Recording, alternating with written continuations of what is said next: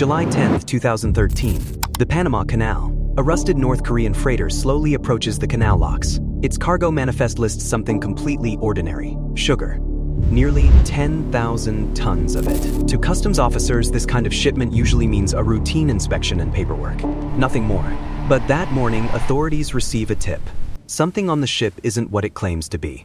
When Panamanian forces board the vessel, the situation immediately spirals out of control. The crew begins sabotaging their own ship.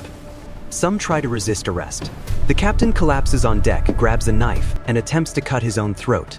All of this over a cargo of sugar. When investigators finally begin unloading the shipment, they discover the truth. Hidden beneath thousands of sacks of sugar are 200 tons of military equipment, missiles, rocket launchers, radar systems, even parts for MiG-21 fighter jets, all secretly bound for North Korea.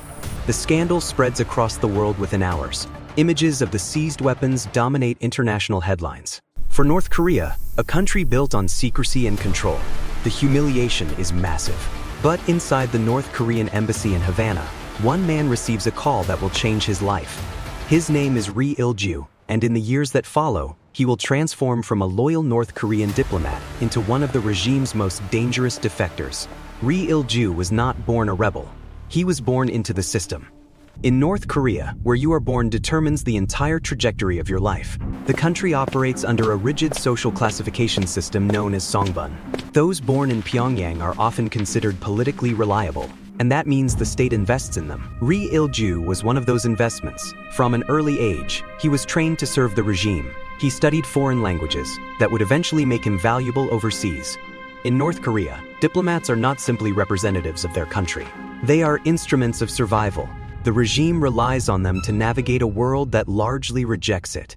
They must defend the government, gather resources, and manage crises, all while operating under constant surveillance from their own superiors. By 1999, Ri Il-Gyu joined North Korea's foreign ministry. To the outside world, this may sound like a prestigious position. Inside the system, it was something else entirely. North Korean diplomats do not simply attend receptions and negotiate treaties. Their real mission is to protect the regime's image, no matter the cost. In 2011, Ri Il-Gyu was assigned to the North Korean embassy in Havana, Cuba. Cuba is one of North Korea's oldest diplomatic allies. The relationship dates back decades, but serving in Havana came with enormous pressure. North Korean diplomats stationed abroad operate far from Pyongyang, yet they remain under strict control. Every decision they make is watched. Every mistake can have consequences, sometimes fatal ones. And in 2013, the pressure intensified dramatically, because that was the year the Chongchon gang ship was seized in Panama. The scandal exploded across global media. Satellite images of hidden weapons flooded the news. For the North Korean leadership, the incident was not just embarrassing, it was dangerous. Dictatorships do not tolerate humiliation. Someone must always be blamed. Inside the Havana embassy, Ri Il-Gyu suddenly found himself responsible for helping contain the fallout. He worked tirelessly behind the scenes, negotiating quietly, communicating with foreign officials. Eventually, most of the ship's crew were released. The ship itself was freed after fines were paid. The crisis did not disappear, but it was contained. And in Pyongyang, that counted as success. Ri Il-Gyu received something rare, a personal commendation from Kim Jong-un from the outside. It might appear that Ri Il-Gyu had achieved the perfect career. He was a trusted diplomat serving his country abroad, but the reality was very different. Despite representing a nuclear-armed state, his monthly salary was around $500. That amount had to support not only himself, but the operations expected from the embassy. The result was a system that quietly pushed diplomats toward illegal activity, smuggling, black market trading, financial schemes. According to Ri Il-Gyu, many North Korean diplomats survive by trafficking goods such as cigarettes, gold, or luxury items. Diplomatic immunity becomes less of a privilege and more of a loophole. The regime demands loyalty, but it provides almost no resources to survive. Even elite diplomats begin to understand that their loyalty is not rewarded. It is simply exploited. Inside North Korea's political system, fear is not accidental. It is carefully designed. In 2019, Ri Il-Gyu learned of an execution that deeply shook him. A senior foreign ministry official had been accused of espionage.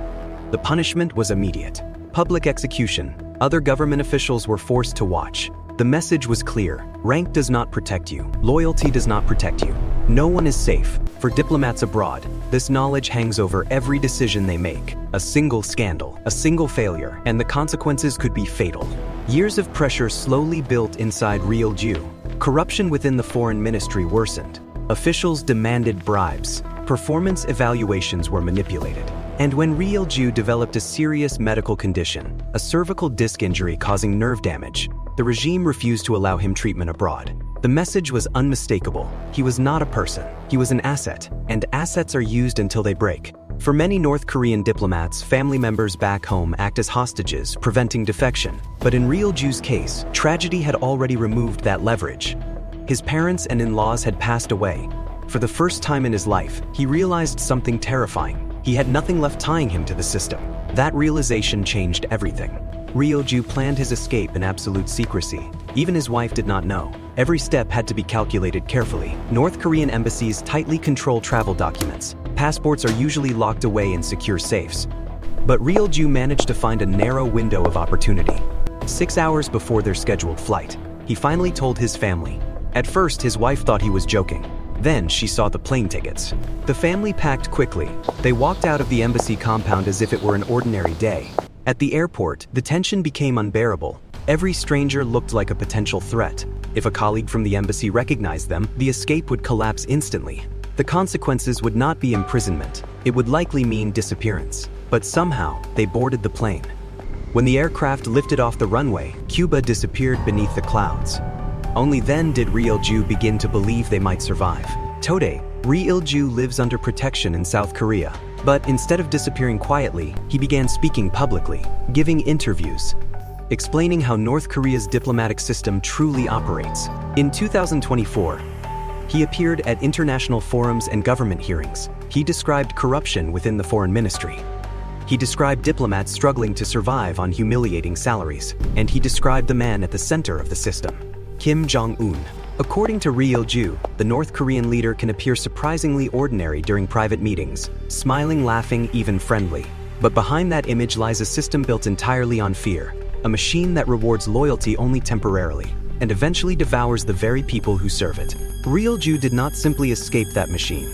He turned around and explained exactly how it works. And for a dictatorship built on secrecy, that may be the most dangerous act of all. The North Korean regime did not lose Ri Il-Gyu because he was weak. It lost him because the system it created eventually broke him. And when someone who understands the system from the inside finally decides to speak, the consequences can echo far beyond a single defection. If you want to understand more hidden stories from inside the world's most secretive regimes, make sure to subscribe, because sometimes the most important truths are revealed not by spies or satellites, but by the people who once served the system itself.